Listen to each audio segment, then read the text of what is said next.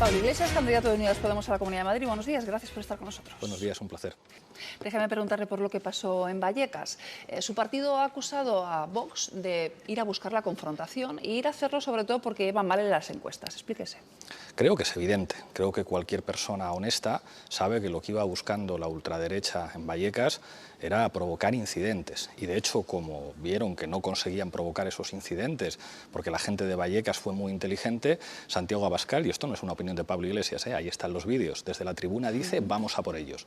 Y con sus matones rompen el cordón policial hasta el punto de que la propia policía ha acusado a Abascal de iniciar la primera carga y después ocurre lo que todo el mundo vio. Creo que esto es una evidencia, es un modus operandi de la ultraderecha y aquí me vas a permitir, Mónica, que sea muy crítico con una dinámica de blanqueamiento que se está dando de la ultraderecha por parte de muchos medios de comunicación y, por desgracia, a mi juicio, también en la televisión pública.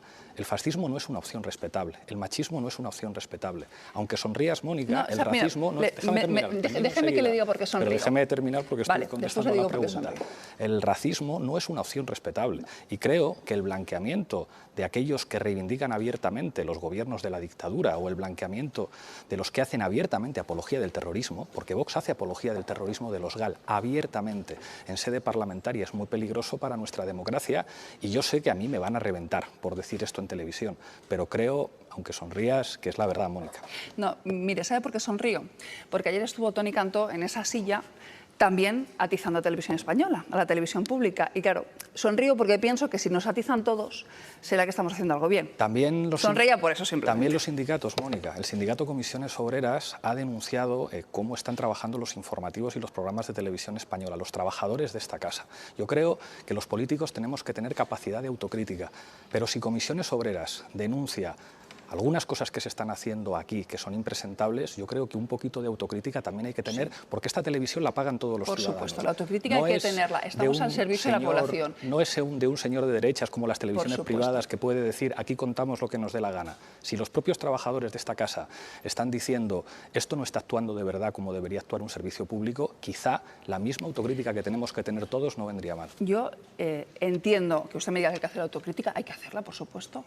Simplemente le decía que me resulta curioso que todos los partidos políticos nos digan lo mismo. Si todos los partidos políticos se nos quejan, todos... ¿Y por qué me resulta curioso. Obreras se queja? ¿Por qué los trabajadores de esta casa se quejan? Pregúntele a Comisiones Obreras. Claro. Son sindicatos, están... Bueno, claro. Están muy mal los sindicatos.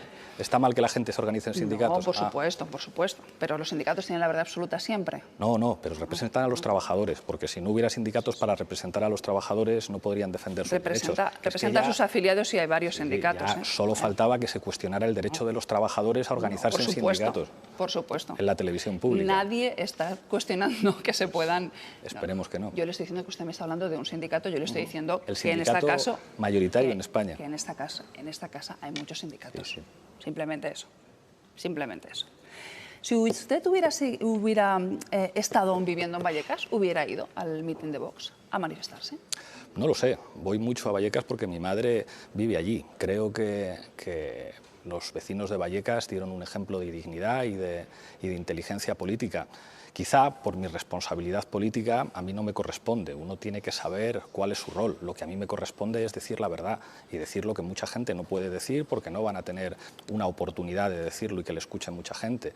Y ayer pues creo que fui muy claro diciendo que en democracia no todas las cosas son admisibles. En democracia no es admisible reivindicar el fascismo, no es admisible reivindicar la dictadura, no es admisible hacer apología del terrorismo y no es admisible atacar a las mujeres y al feminismo. Y eso yo lo tenía que decir, entre otras cosas porque muchos vecinos de Vallecas que lo dijeron, pues no lo pueden decir y que les escuche mucha gente. Hágame una valoración de lo que dicen las encuestas. El CIS, por ejemplo, les da 10 escaños en la Asamblea de Madrid.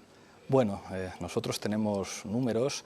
Creo además que los nervios de la derecha se notan en su agresividad y en sus denuncias. Creo que cada vez estamos más cerca de sumar para que haya un gobierno de izquierdas en la Comunidad de Madrid.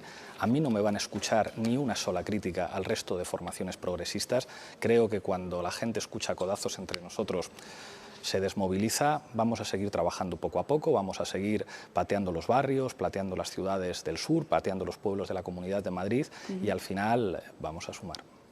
¿qué le parece la valoración, su valoración, que es la más baja de todos los candidatos? Bueno, lo que me importa al final es que las tres izquierdas asumen. Yo creo que caer en la torpeza narcisista de que uno se dedique a pensar cómo le valoran a uno, yo tengo que jugar mi papel. Creo que es evidente que desde que nosotros anunciamos la candidatura cambió la campaña y cambiaron las expectativas y a partir de ahí, con humildad, trabajando para sumar con el resto de fuerzas políticas. ¿Se presentará usted a la Secretaría General de Podemos en Vista Alegre 4? Pues no debería presentarme porque ya me he presentado 3 veces y creo que es lógico que cuando se vuelva a producir un congreso haya una renovación. Nosotros tenemos además un sistema que determina que los cargos se tienen que ir renovando y yo creo que habrá que, cuando toque, porque hicimos el último congreso hace un año, trabajar en una renovación de los equipos, por supuesto que Entonces, sí. Creo que he demostrado, a pesar de lo que decían algunos, que decían que nos íbamos a acomodar en el sillón, que para nosotros los cargos y la comodidad de los cargos no es lo fundamental, sino jugar cada uno el rol que le toca. A mí me toca jugar un rol ahora para ganarle las elecciones a la derecha y a la ultraderecha en Madrid. Me toca seguir siendo secretario general de Podemos un tiempo y cuando llegue el momento de dar paso a otras compañeras y a otros compañeros, pues por supuesto que lo haremos y con eso pues volveremos a frustrar las expectativas de los que han dicho muchas barbaridades sobre nosotros y los hechos han tenido que desmentir. Si saca un mal resultado en la Asamblea de Madrid, es decir, si no pueden conformar gobierno de izquierdas, ¿se quedará en la Asamblea de Madrid? Yo estaré allí donde me coloquen los ciudadanos, pero salimos a ganar, a sumar para ganar un gobierno de coalición, pero estaré donde los ciudadanos digan que tenga que estar. Vamos con más preguntas. Tenemos preguntas de Igor. Sí. Hola, señor Iglesias, buenos días. Mire, quería mostrarle unas declaraciones de una entrevista que ofreció ayer Yolanda Díaz a Infolibre y al diario.es. Las formas con las que Pablo ha hecho esta transición sí son como disruptivas, ¿no? Lo han puesto todo patas arriba, no son convencionales, no uso estos estilos ni lo voy a hacer, no voy a cambiar. Yo creo que esto lo sabe todo el mundo, se lo he dicho, por supuesto, a Pablo Iglesias. Dice, no iré las diferencias, no sé si es una forma elegante de impugnar su tarea como vicepresidente o su forma de ejecutar esa labor. Es evidente que Yolanda y yo somos distintos y yo creo que Yolanda lo va a hacer mejor que yo y va a llevar a Unidas Podemos a un resultado mucho mejor y creo que va a ser la próxima presidenta de España. Hemos jugado roles diferentes, yo soy perfectamente consciente del rol que he jugado. Para que hubiera un gobierno de coalición en España, para que determinadas cosas fueran posibles, pero creo que es evidente que el liderazgo de Yolanda Díaz en Unidas Podemos en este momento aporta más, suma más, y para mí eso es un gran éxito de nuestro espacio político y creo que precisamente su estilo, que va a ser mucho más difícil de atacar, a mí me han puesto a caldo en estos años, también por una manera de ser, porque no me callo determinadas cosas y porque pues ya habéis visto que yo las cosas, aunque sean duras, las digo. Yolanda va a ser mucho más difícil de atacar y creo que precisamente por eso puede llevar a mi formación política a que gane las próximas elecciones y a que Yolanda sea la próxima presidenta. Creo que cometeríamos un error si alguien, digamos, pretendiera ser quien no es. Yolanda tiene otro estilo y creo que además ese es el estilo que toca para el liderazgo estatal de nuestra coalición. Entonces, ¿veremos menos tensión a la hora de airear las diferencias o quizás ese papel que ejercía en cierto sentido usted, ¿no?, a la hora de decir, oye, que se cumpla mi parte, la parte del acuerdo, lo reservan a Yone Belarra, por ejemplo? Bueno, Yolanda Díaz viene del sindicalismo, es hija de un sindicalista. Tendrían ustedes que verla negociar. Yo creo que algunos negociadores van a echar de menos, me pueden echar de menos en las negociaciones. Yolanda es enormemente dura negociando, aunque luego sea amable en las formas. Y Yolanda no va a permitir que ni una sola de las cosas que firmamos el presidente del gobierno y yo en el acuerdo no se cumpla. Y eso ya lo van a ir viendo ustedes. Y luego, por supuesto, hay un equipo en el que cada uno jugará su rol, pero en ese equipo, pues como en cualquier equipo humano, se reparten los papeles y las tareas, pero quien piense que Yolanda Díaz se deja engañar o no es dura negociando o cede frente a cosas que han quedado firmadas, es que no la conoce. Yolanda tiene la responsabilidad de la derogación de la reforma laboral que firmamos en un documento. Quien piense que Yolanda Díaz no va a llevar a cabo la derogación de la reforma laboral es que no conocen a la hija de un sindicalista que, ya le digo, en las negociaciones es mucho más dura que yo. Una última pregunta sobre el tema de valoración de líderes, ¿no? Veíamos la semana pasada que Yolanda Díaz, bueno, era en ese sentido, como se dice, bastante transversal, ¿no? A diferencia de su caso, que estaba entre los peores valorados. No sé si entiende que ha hecho ella bien que no haya hecho usted o cómo valora mejoraría esa reflexión de los ciudadanos? Yo creo que cada uno tiene un papel y creo que es evidente, y muchos están preocupados, que Yolanda tiene en estos momentos una valoración que le puede llevar a un resultado en el que sea la próxima presidenta. Ojo, la van a empezar a atacar ahora, como siempre ocurre, digamos, con cualquier candidato de Unidas Podemos. Y eso pues, nos hará afrontar situaciones difíciles porque con nosotros no hay líneas rojas y no hay límites. Pero creo que hemos demostrado inteligencia política a la hora de plantear que quien en este momento puede sumar más en el espacio es Yolanda Díaz, y a cada uno nos toca jugar en el rol que nos toca jugar. Yo creo que eso lo entiende todo el mundo. El lugar donde yo podía ser más útil en estos momentos era logrando una victoria de la izquierda en la Comunidad de Madrid y haciendo que después de 25 años haya un gobierno alternativo. A mí me dijeron que era imposible que hubiera un gobierno de coalición en España y mira que me dieron duro y hubo gobierno de coalición en España, y gracias a ese gobierno de coalición tenemos ahora la mejor ministra de Trabajo, que además es vicepresidenta de la historia de nuestro país. El próximo reto es ganar en la Comunidad de Madrid. Creo que es evidente que se perciben muchos nervios en la derecha y en la ultraderecha y en muchos poderes económicos que no quieren que haya un gobierno de coalición de izquierdas en la Comunidad de Madrid, y vamos a seguir trabajando. Y aquí a mí me toca jugar mi papel, que es este muy concreto, para lograr esa victoria, y creo que cada vez estamos más cerca. Gracias, señor Iglesias. A usted. Vamos con más preguntas de Paloma Esteban. Sí, hola, ¿qué tal, señor ¿Qué tal? Iglesias? Yo quería insistir en el futuro de Podemos. No sé si tiene ya en mente alguna fecha del Congreso. Es verdad que aún le queda, yo creo que 1 año y medio por estatutos al frente de la Secretaría General, pero usted habla del liderazgo de Yolanda Díaz al frente de Unidas Podemos. Yo quería saber qué idea tiene usted del relevo en la Secretaría General de Podemos, en tanto a que Yolanda Díaz, en principio, no parece que se vaya a afiliar, no pertenece a Podemos, y si usted cree que debe avanzar la fusión de Unidas Podemos no solo a un espacio electoral, sino a nivel orgánico, a nivel de partido. O sea, yo creo que esto lo tienen que decidir los inscritos. Esto no es lo que decida el secretario general de lo que tenga que ocurrir después. Yo daré, lógicamente, mi opinión y se la doy. En mi opinión, creo que nosotros tenemos que cuidar la diversidad de un espacio como es Unidas Podemos. Donde está Podemos, donde está Izquierda Unida, donde está En Comú Podem, donde hay, digamos, diferentes sensibilidades que yo creo que se pueden ver representadas por el estilo de Yolanda y por el liderazgo de Yolanda. A partir de ahí, cada formación política tiene que tener sus equipos. En mi opinión, hay una serie de compañeros y compañeras, sobre todo compañeras más jóvenes que yo, que se han formado muy bien en estos años, que van a tener que desplegar unas tareas de liderazgo, que yo creo además que vamos a ir hacia un estilo pues muy distinto al del pasado. Seguramente hace 7 años la condición de posibilidad de Podemos era un chico con coleta que salía mucho en la televisión y combatía mucho en las tertulias. Eso forma parte del pasado y eso no se va a repetir, y creo que vamos a tener que ir hacia formas de liderazgo más colectivo, más coral, que además creo que es algo que nos va a reforzar muchísimo, y yo aportaré mi granito de arena para que ese proceso se dé de la mejor forma. Lo que pasa es que para eso queda tiempo todavía. Lucía. Buenos días, señor Buenos días. Iglesias. Ha hecho usted de la participación en los barrios, digamos, más populares, o en los barrios más desfavorecidos de Madrid, una de las claves, si no la clave importante de su campaña. Yo le pregunto, la izquierda gobernó en el Ayuntamiento de Madrid. Usted conoce Vallecas, como yo, sabe que las cicatrices de la crisis de 2008 todavía son visibles y a ellas se van a acumular las cicatrices de la pandemia. La pregunta es, exactamente el Ayuntamiento de Madrid que ustedes gobernaron, ¿qué hizo por Vallecas y por esos barrios que perdió el Ayuntamiento? Le pregunto si no pueden estar decepcionados. Sí. Yo creo que hay una cosa que es un error que cometimos en el pasado, las izquierdas en general, que es dar una imagen de que estábamos permanentemente peleándonos. Y creo que eso tuvo un efecto desmovilizador atroz, porque en el barrio Salamanca no falta nadie para votar, ni en el Pardo tampoco. Y eso es un dato objetivo. El otro día el diario.es sacaba unas estimaciones que dice que la derecha solamente gana en el 30% de los barrios, ciudades y pueblos de la Comunidad de Madrid. Lo que pasa es que en esos va a votar todo el mundo.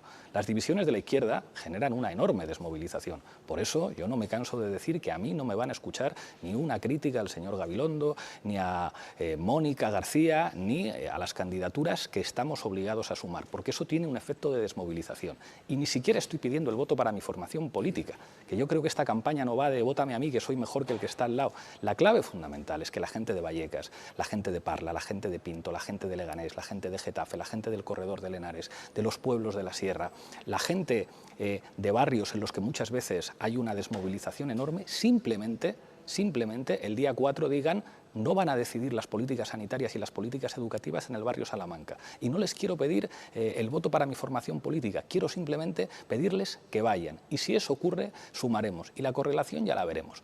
O sea, nosotros pensamos que hay mucha gente que está escuchándonos decir verdades que se habían dicho muy poquito en la Comunidad de Madrid. Perdóneme usted, le he preguntado qué hizo el ayuntamiento de izquierdas, su ayuntamiento, el gobernado por Unidas Podemos, por esos barrios. Eso le he preguntado. Lo de la participación lo entiendo, y entiendo que en los barrios más favorecidos voten al Partido Popular, porque defiende sus intereses. Lo que le estoy diciendo es que igual ustedes, cuando gobernaron, no defendían los intereses de esos barrios, puesto que esos barrios están muy deteriorados, como usted sabe. Seguramente se podrían haber hecho cosas mejor, pero yo creo que el gobierno que hubo en el Ayuntamiento de Madrid, sobre todo mientras fue plural, mientras expresaba diferentes sensibilidades, la sensibilidad de Manuela Carmena, pero también la de Carlos Sánchez Mato al frente de la Consejería de Hacienda y la de otros compañeros que trabajaron, fue el mejor gobierno que ha tenido este ayuntamiento en muchísimos años, por lo menos desde Tierno Galván. ¿Que se han hecho cosas mal? Por supuesto que sí. Y nosotros, mi formación política ha sido muy crítica, pero yo aquí no voy a tener una sola mala palabra con opciones políticas que vamos a tener que sumar. Yo creo que la gente sabe, la gente de los barrios sabe perfectamente, y la gente de las ciudades del sur, lo que significa un gobierno de la derecha con la ultraderecha. Entonces no les quiero decir nosotros somos mejores que los demás, simplemente que el día 4 no permitan que decidan por ellos en el barrio Salamanca. Joan. Buenos días. Yo, como miles de personas, admiro de usted su coraje y su inteligencia política para conformar un gobierno de coalición que, a pesar de estar constituido por una fuerza política a la cual se podía haber denominado casta, intentar arrastrar al Partido Socialista hacia posiciones socialdemócratas olvidadas. Creo que esto es una inteligencia política, creo que extraordinaria.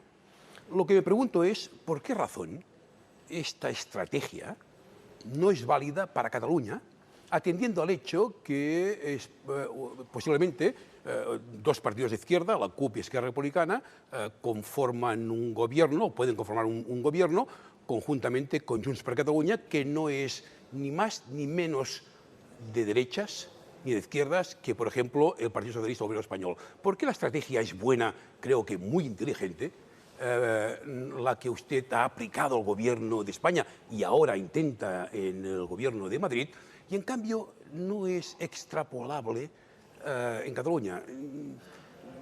Seguramente existe una razón, pero desde el punto de vista intelectual, estratégico, no lo concibo. Joan, sabes que el cariño y la admiración es mutua.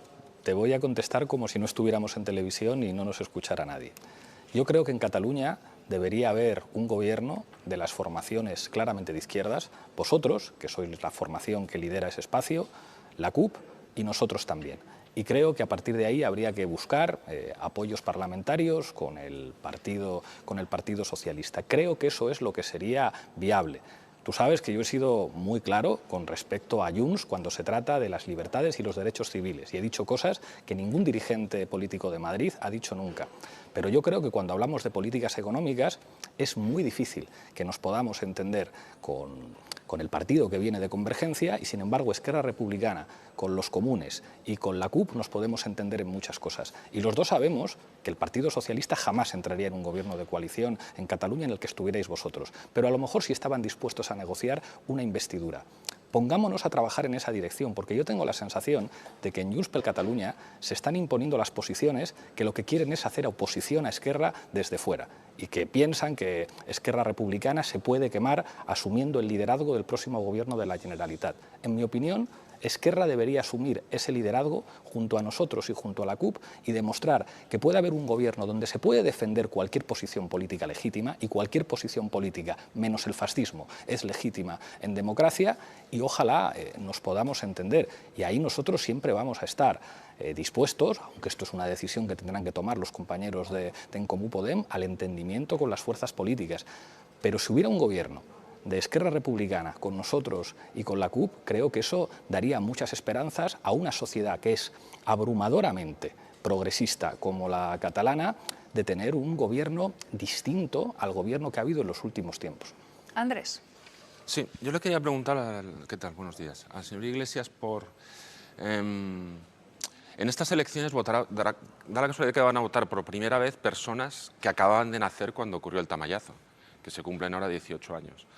En aquel momento, bueno, fue un punto de inflexión para el desarrollo de Madrid y las políticas de Madrid y, bueno, un estilo de corrupción también, y al mismo tiempo frenó la hipótesis de un gobierno progresista que estaba prácticamente cerrado.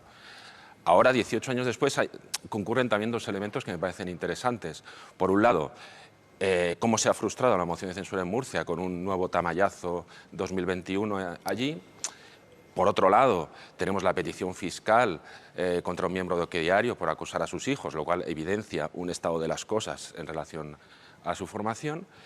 Y también, por otro lado, tenemos que las encuestas dan un resultado muy ajustado. Entonces, ¿cree usted que con todos estos elementos, si realmente hay un resultado ajustado, podemos temer algo como lo que ocurrió hace 18 años, lo que ha ocurrido en Murcia, etcétera, etcétera? Es muy importante lo que señala, porque pone en evidencia que los éxitos electorales del Partido Popular en los últimos 25 años en la Comunidad de Madrid se asientan en dos fraudes. Uno, el Tamallazo, que es un caso de transfugismo evidente, de compra de 2 diputados del Partido Socialista, que es exactamente lo mismo que hemos visto en Murcia.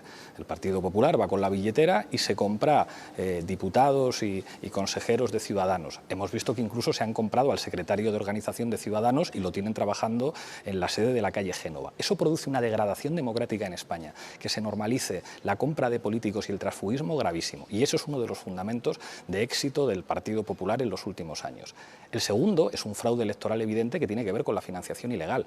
La base, el corazón de la financiación ilegal del Partido Popular era la Comunidad de Madrid. Han ido a todas las elecciones haciendo trampas porque se financiaban ilegalmente.